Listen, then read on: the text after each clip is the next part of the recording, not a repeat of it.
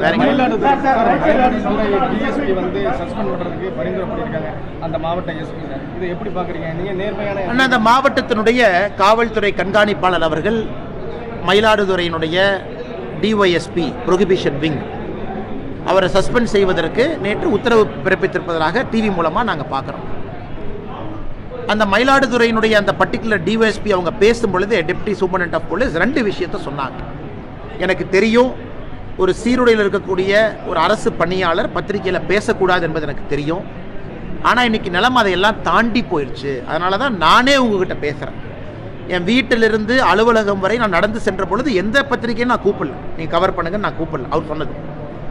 இன்னைக்கு நான் பத்திரிகை நண்பர்களை அழைத்து ஒரு ப்ரெஸ் மீட் நடத்தும் அளவுக்கு நான் தள்ளப்பட்டிருக்கேன்னா ஆட்சி அதிகாரத்தில் இருக்கக்கூடிய அதிகாரிகள் எந்த அளவுக்கு என்னை துன்புறுத்தி இருக்கிறாங்க. காவல்துறை கண்காணிப்பாளர் அவருடைய அலுவலகத்துக்குள்ளே என்னை கூப்பிட்டு, நீ நிமிர்ந்து நிற்கக்கூடாது, நீ இப்படி இருக்கணும், இப்படி இருந்தால் கையை விரலை உடைச்சிருவேன்னு சொல்கிறாரு. அவர் சொன்னது.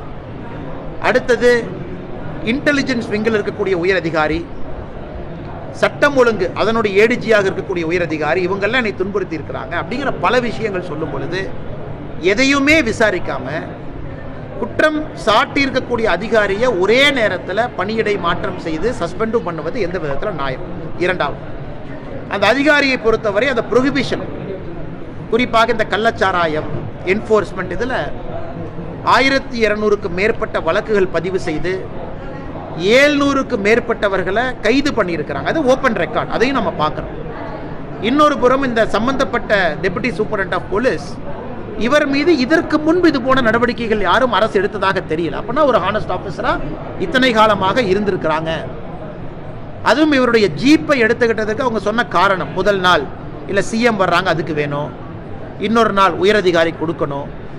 எப்போ தமிழகத்தில் நேர்மையாக இருக்கக்கூடிய அரசு அதிகாரி யூனிஃபார்மோடு ரோட்டில் நடந்து சென்று அவருடைய அலுவலகத்துக்கு போகிறாங்களோ அன்னைக்கு அட்மினிஸ்ட்ரேஷன் கொலாப்ஸ் ஆயிடுச்சுன்னு அர்த்தங்கய்யா.